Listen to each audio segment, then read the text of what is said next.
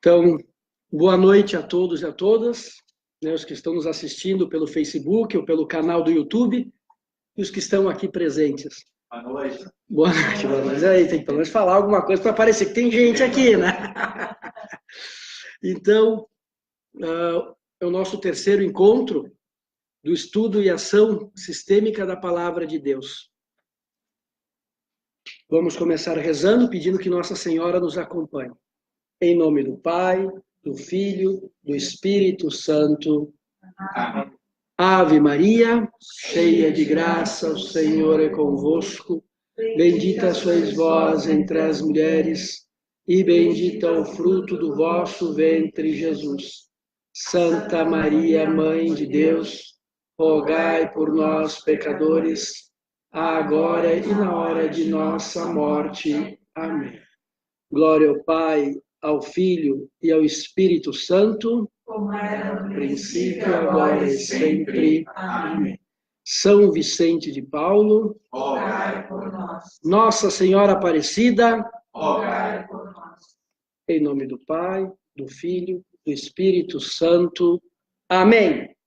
Então vamos pegar a nossa Bíblia, o Evangelho de São Marcos, capítulo 1, versículos de 32 ao 39.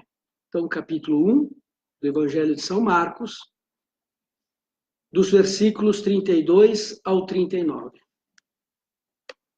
À tarde, depois do pôr do sol, levaram-lhe todos os enfermos e possessos do demônio. Toda a cidade estava reunida diante da porta. Ele curou muitos que estavam oprimidos de diversas doenças e expulsou muitos demônios. Não lhes permitia falar, porque o conheciam. De manhã, tendo se levantado muito antes do amanhecer, ele saiu e foi para um lugar deserto, e ali se pôs em oração. Simão e os seus companheiros saíram a procurá-lo. Encontraram-no e disseram-lhe: todos te procuram. E ele respondeu-lhes: vamos às aldeias vizinhas, para que eu pregue também lá, pois para isso é que vim. Ele retirou-se dali, pregando em todas as sinagogas e por toda a Galileia, e expulsando os demônios. Palavra da salvação. Glória a vós, Senhor. Do versículo 32 ao 34, vemos que as pessoas levavam para Jesus os enfermos, os endemoniados, que inclusive sobre o demônio eu falei no nosso primeiro encontro, e mais adiante vamos falar dele.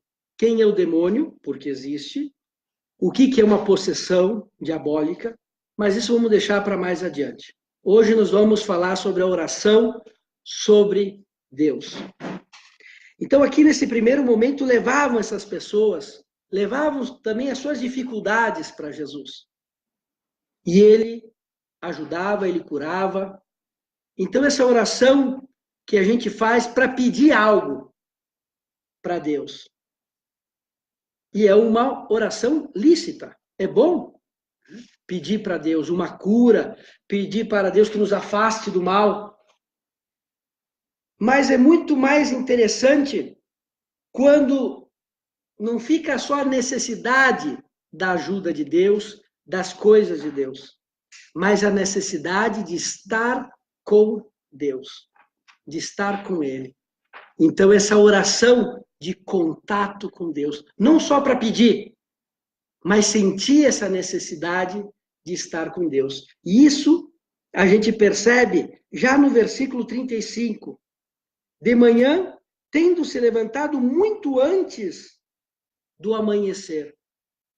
Então nos diz que Jesus colocava o contato dele com Deus Pai em primeiro lugar. A primeira coisa. E sentir essa necessidade. Eu não sei se já passou com vocês, quando a gente tem que viajar, claro que todas as comparações, né, não são perfeitas. Mas quando no outro dia a gente tem uma coisa que tem que fazer, que a gente gosta, a gente quase não dorme. Né? Fica esperando uma viagem, um acontecimento e tem que estar. Pois assim era com Jesus. Essa vontade de estar com o Pai dele. Então já de manhã cedo ele já não aguentava mais. Tinha que ir lá para ter esse contato. E buscava um lugar deserto. Então também a gente já viu no primeiro encontro, se eu não me engano, que falamos da diferença entre solidão e solitude, né? Essas duas palavras. Solidão é o vazio, quando a pessoa se sente sozinha. Ela pode, inclusive, estar numa festa que tem um monte de gente e ela sente a solidão, o vazio. Ou ela mesma se retira. Então, a solidão é algo que prejudica a pessoa. É o vazio. A solitude, não. A solitude é quando a pessoa procura o silêncio. Ela procura estar sozinha. Ou para refletir sobre a sua vida, ou nesse momento para ter esse encontro com Deus. Então, Jesus vai para um lugar deserto e ali se coloca em oração. Então percebemos que dá importância para estar com o seu Pai e nos dá o exemplo dessa importância de amar a Deus e colocá-lo em primeiro lugar. E também essa necessidade, esse dar o melhor tempo. Às vezes me falam, Padre Diego, eu não tenho tempo para rezar, eu não tenho, né? São tantas coisas, eu não tenho tempo para ir na missa, eu não tenho tempo. Eu digo sempre assim, a minha resposta é, meu amigo, como você não tem tempo para Deus, se foi Deus que te deu tempo? Foi Deus que te deu tempo. Como falar que não temos tempo para Deus? Saber colocá-lo em primeiro lugar. E é isso que Jesus nos dá o exemplo. Inclusive, Simão, junto com seus companheiros, chegam depois e dizem, todos te procuram, como dizendo assim, Jesus, está perdendo tempo aqui, vamos lá, que estão te procurando. E Jesus dá o exemplo, não, o principal é Deus. O que eu vou passar para os outros? Não é verdade? Na nossa vida. O que vamos levar para os outros? Se nós não temos esse contato com Deus. Podemos falar muito de Deus, mas pouco com Deus. Pouco com Deus. Aí o nosso discurso fica vazio. Então, essa necessidade, procurar estar com Deus. E, queridos irmãos e irmãs, eu não sei se vou conseguir transmitir aquilo que eu quero transmitir hoje no curso, que é esse Deus maravilhoso, essa experiência de Deus, essa oração, essa necessidade de estar com Deus, essa necessidade de estar junto com Deus, que é, na realidade, o céu, que a gente já começa, de alguma maneira, aqui nesse mundo. Claro que a plenitude depois é lá, certo? E a gente percebe na vida dos santos, quando eles têm essa experiência, eles acabam até meio que perdendo o gosto pela vida. Espero que eu já vou explicar isso aí, certo? Por quê? Primeiro, né, o céu. Vamos usar um exemplo. Já imaginaram? Imaginem um pintor. Um pintor que faz aí um quadro muito bonito. E você olha para aquele quadro e diz, bah, mas que quadro bonito. Maravilhoso. Aí, de repente, o pintor te toca no ombro e te diz, amigo, o outro quadro que eu pintei é muito mais bonito que esse. Então, imagine o que não deve ser o segundo quadro. Então, quando a gente olha esse mundo, esse universo, que nem sabemos quantas galáxias, quantas estrelas, é uma loucura. Ou até mesmo aqui no nosso planeta, quando alguém observa uma cachoeira, a natureza, as montanhas, olha e diz, ou as coisas boas que nos acontecem, quem criou tudo isso? Quem foi o pintor? É Deus. Pena que a gente já estragou, né? A natureza, já estragamos bastante a coisa. Mas Deus nos diz, amigo, o céu é muito melhor que aqui. Imagina o que é o céu. Se todas as coisas boas desse mundo foram criadas por Deus, imaginem o que não deve ser o céu de maravilhoso. Mas, Padre Diego, o céu são coisas? Pode até ser. Eu não sei, é um mistério. Mas o céu, na verdade, é o nosso encontro definitivo com Deus. E quando na Bíblia nos diz, Deus é amor. Uma frasezinha tão curta, né? E a mais bonita da Bíblia, uma das mais bonitas, Deus é amor. Em outras palavras, Deus não é que tem o amor, Ele é o amor. Então, Deus é a essência de todas as coisas. Quero ver se eu consigo explicar agora para vocês. Mas imaginem uma coisa bonita. Aquilo tem a beleza. Deus é a beleza. Como é bonito ter um conhecimento matemático, ter um conhecimento na medicina, ter um conhecimento, mas você vai estar diante do conhecimento. Por isso que na nossa vida, na nossa peregrinação nesse mundo, a gente está sempre insatisfeito, porque a gente olha uma coisa que é bonita, né? Só que depois a gente vai ver uma outra coisa que é mais bonita, porque aquilo não é a beleza em si. Participa da beleza, mas não é em si. Deus é a beleza. Deus é o prazer. Deus é a felicidade. Deus é o amor. Deus é a honestidade. Deus é a pureza. Deus é a criatividade. Então, tu chega, e poder continuar aqui, a gente, estar diante de Deus é estar pleno, é estar com tudo. Esse é o céu, porque o céu é um estado mais do que um lugar. É estar com Ele. É estar com Ele. E é claro que Deus nos deu o dom da fé e meio que fica escondido, não é verdade? E eu acho que é porque dessa maneira podemos usar a nossa liberdade. Como assim, Padre Diego? Claro, porque se a gente chegar a ter o total conhecimento de Deus, estar com Ele, não é verdade? Não tem como não escolher Ele. Então, inclusive, lá no início da criação, os primeiros pais, os nossos primeiros, lá no início, nunca Deus se revelou totalmente. E vamos ver depois, quando vamos falar do demônio, que o demônio foi criado por Deus como um anjo de luz, também Deus não se revelou totalmente aos anjos, porque Ele nos deu a liberdade para que a gente possa escolher.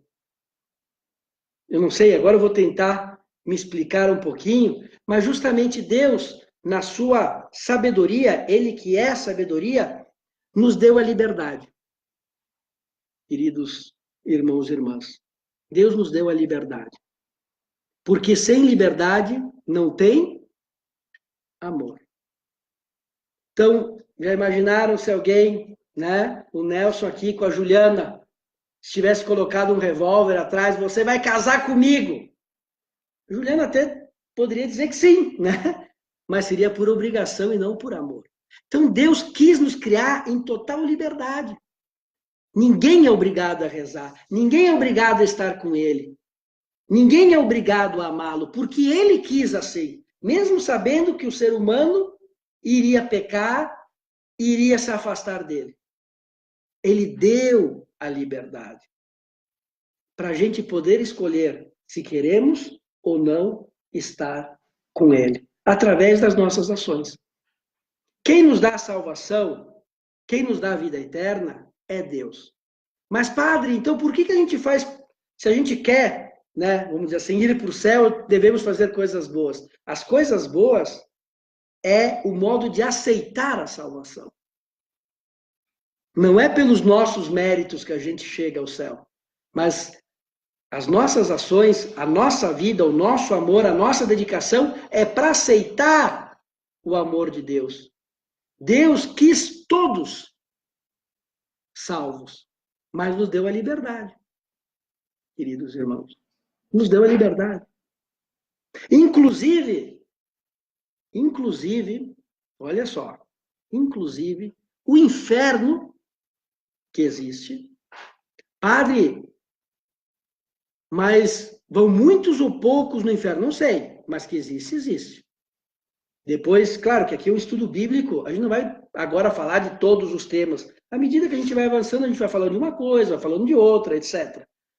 Vamos nos aprofundando mais num tema, mais no outro. Mas, inclusive, o inferno é obra do amor de Deus.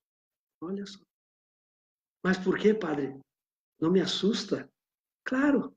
Porque se Deus, que é a verdade, diz para ti que você é livre para estar com ele ou não, mas no final ele obriga todo mundo a ir para o céu, ele seria o quê? Um mentiroso. Ele diz, Ângelo, você é livre para escolher se quer estar comigo ou não. Mas no final, você vai ser obrigado a estar no céu. Então Deus não seria a verdade. Ele não nos teria dado a liberdade. Então Deus quer que a gente vá para o inferno? Não. Mas ele nos dando a liberdade, ele é obrigado a realmente, né, a dizer, se você não quer, não quer. Não é obrigado a ele. Mas é.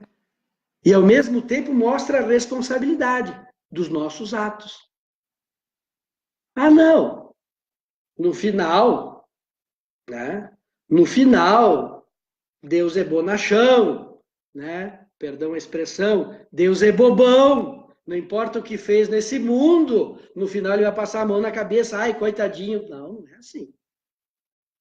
Então, realmente, né, aquilo que ele nos coloca no Evangelho. A porta é estreita, mas ainda bem que tem uma porta, né? Pior se ele falasse que não tivesse porta, né? Mas a porta do céu é estreita e a que leva à perdição é bem larga. Então, ele não é mentiroso. Ele fala a verdade, ele quer o nosso bem. É que hoje em dia está meio na moda, né? Até na educação dos filhos não pode dizer o que está errado, não pode dizer não. Sabe, pode tudo, os filhos podem tudo. A gente pensa que na vida espiritual é a mesma coisa. Pode tudo, que no final não é assim. Se o filho colocar a mão na tomada, vai levar um choque. Se a gente também fizer coisas erradas.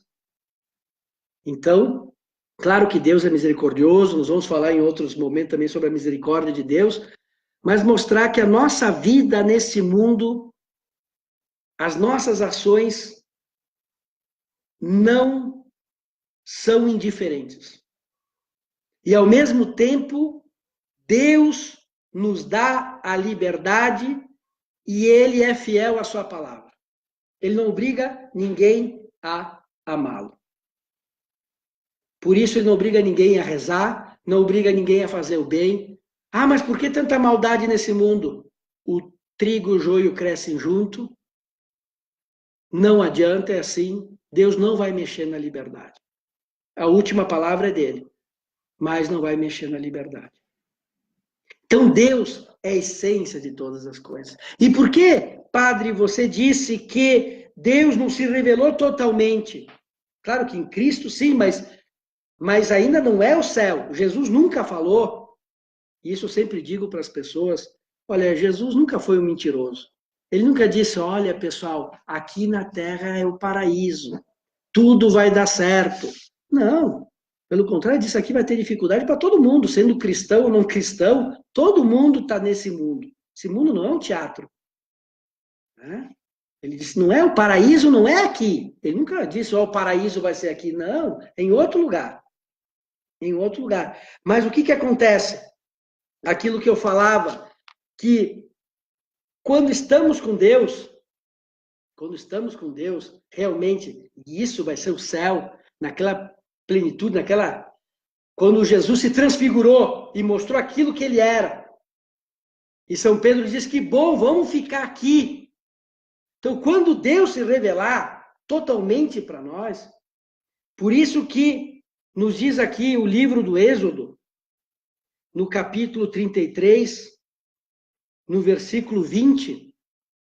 Então, Êxodo, capítulo 33, versículo 20, que diz, Assim, quando Deus, né, quando Deus estava falando com Moisés, falou assim: não poderás ver a minha face, pois o homem não me poderia ver e continuar a viver. Já ouviram isso no Antigo Testamento? Aquele que me vê não vai conseguir, né, continuar a viver. E a pessoa diz: mas por que isso? Por que isso? Porque já vai estar diante de Deus. Então, Ângelo, você pegou meu celular? Por exemplo, vamos pegar o exemplo de um santo, de uma santa.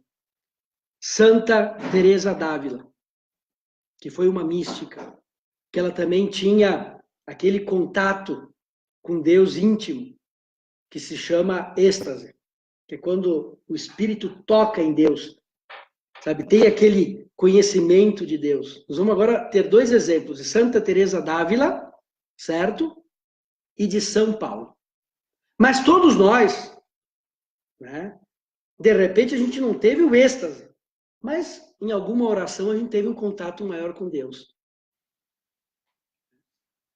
Tivemos essa experiência de Deus. Não a plenitude total, mas alguma coisa. E teve santos que tiveram ainda mais, que o êxtase foi aquele contato, aquela união da alma com Deus.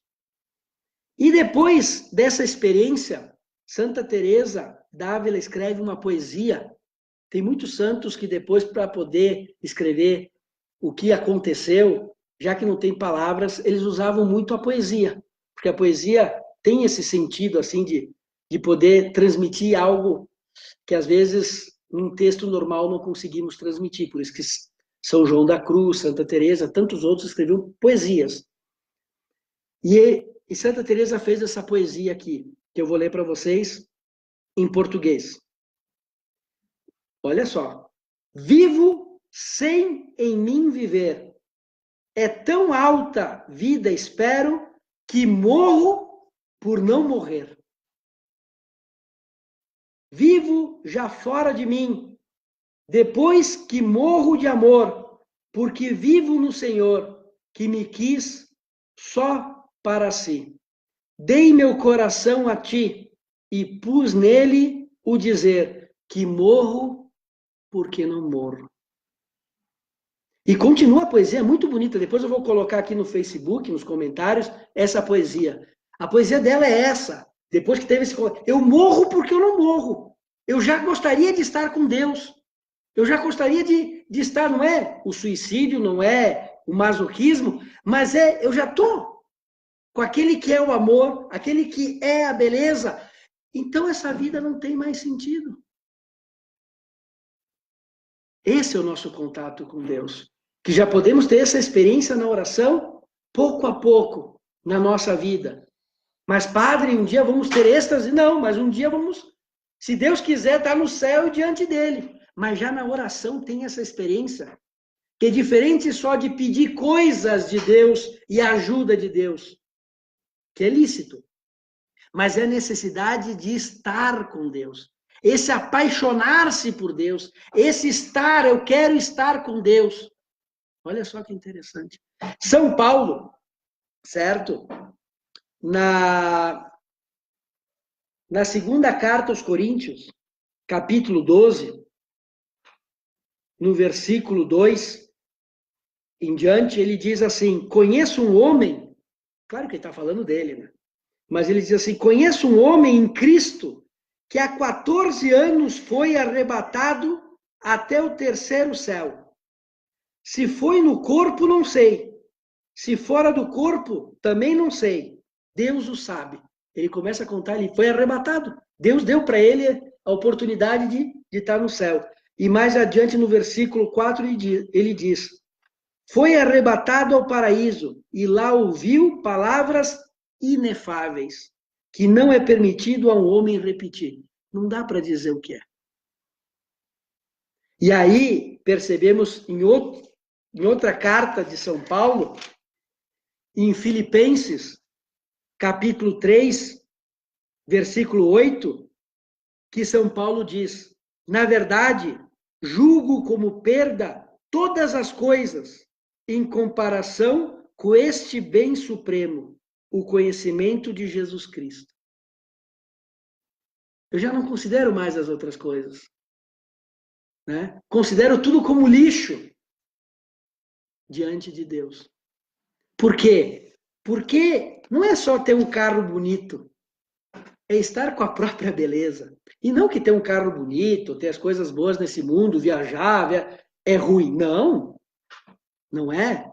Mas eu quero que vocês notem a diferença de estar com coisas bonitas e estar com a própria beleza. E a gente se cansa das coisas, né? Tem um carro bonito, no outro ano tem outro, a gente já deixa, um celular bonito tem outro, né? As belezas a gente vai se, né? Meio que, não é que aquilo acaba não sendo bonito, mas só que a gente vai estar diante da beleza. Vamos estar com amor. E com Deus, amar a todas as coisas. Isso é o céu. Essa é a oração.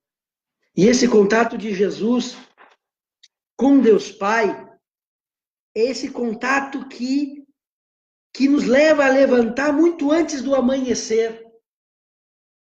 Essa necessidade de estar com Deus. Mas, padre, como eu faço para ter isso? Começa. Quem começa, periga terminar, né? E terminar bem, começa a rezar.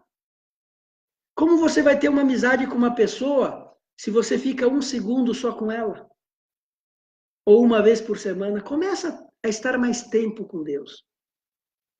E vai ver como Deus, ele se abre para você. Porque a gente usa a nossa liberdade, ele não quer ferir a nossa liberdade. Olha só que interessante. Ele não quer ferir a nossa liberdade. Então, quando a gente usa a nossa liberdade para dizer sim a Deus, Deus se revela na nossa vida. Queridos irmãos e irmãs. Nessa oração, nesse contato conosco. Nesse contato conosco. Esse amor com Deus. Esse dedicar esse tempo com Deus. E é claro que esse contato com Deus nos leva àquilo que chamamos de temor de Deus, que é um dom do Espírito Santo. Não é verdade? O temor não é medo de Deus, mas é respeito. É um respeito que temos com Deus.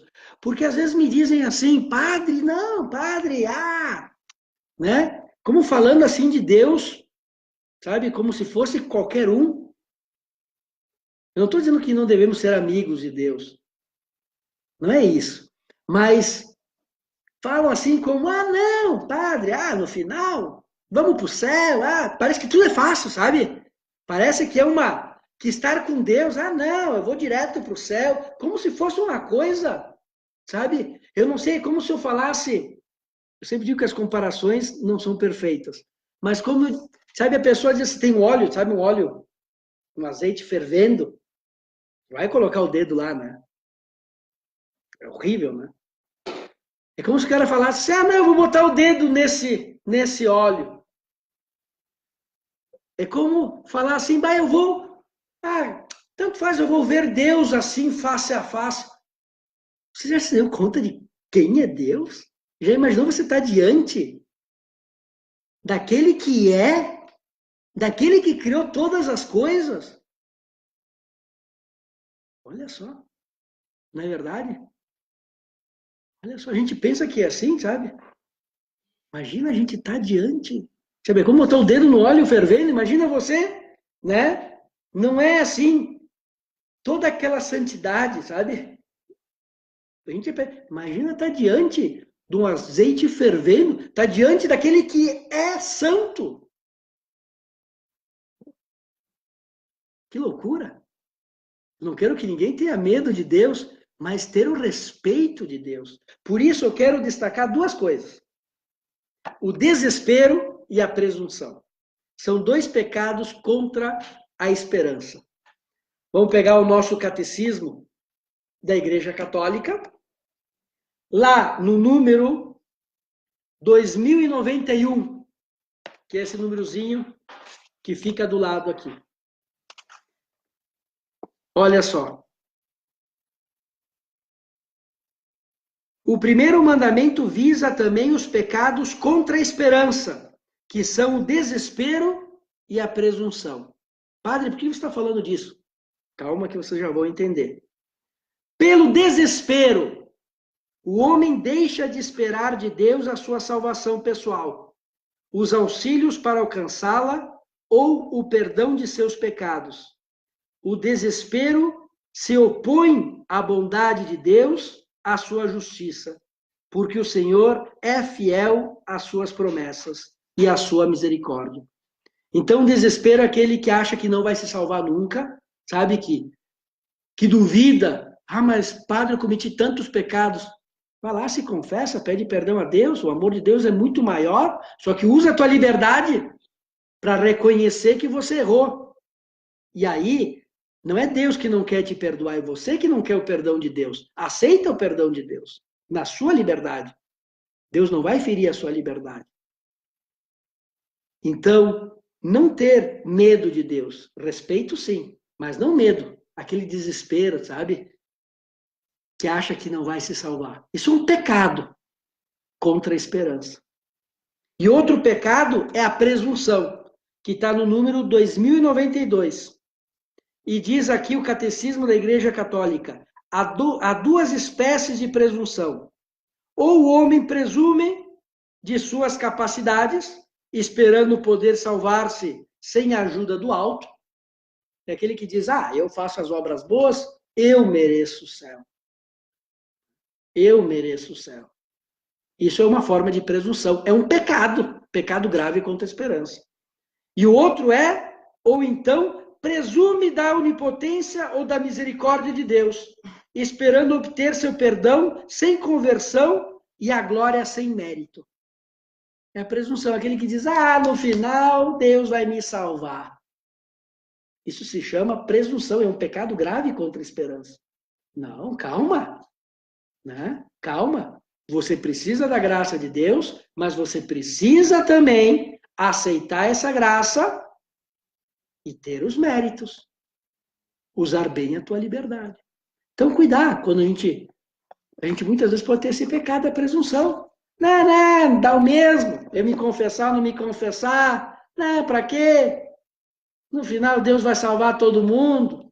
Ninguém vai para o inferno. Isso se chama presunção. Então, por que eu falei da presunção? Justamente por isso. Da presunção, do desespero. Justamente para a gente ter esse temor de Deus. Esse respeito pelas coisas de Deus. Que também é o segundo mandamento. Não dizer o nome de Deus em vão e não criar imagens de Deus. Quando a Bíblia fala de imagens de Deus, não é ficar, né, que às vezes tem aqueles que falam, não pode fazer escultura de Deus e não sei o que e tal. Não é isso que a Sagrada Escritura diz. O que a Sagrada Escritura diz é aquela imagem que a gente faz de Deus, não a imagem verdadeira. A gente cria um Deus conforme o nosso gosto. A gente cria a nossa própria religião, a gente cria o nosso Deus. Isso é criar imagem de Deus. E não se deve. Porque Deus não é subjetivo, ele é objetivo, né? Não é aquilo que a gente cria ou como a gente gostaria que fosse. Deus é.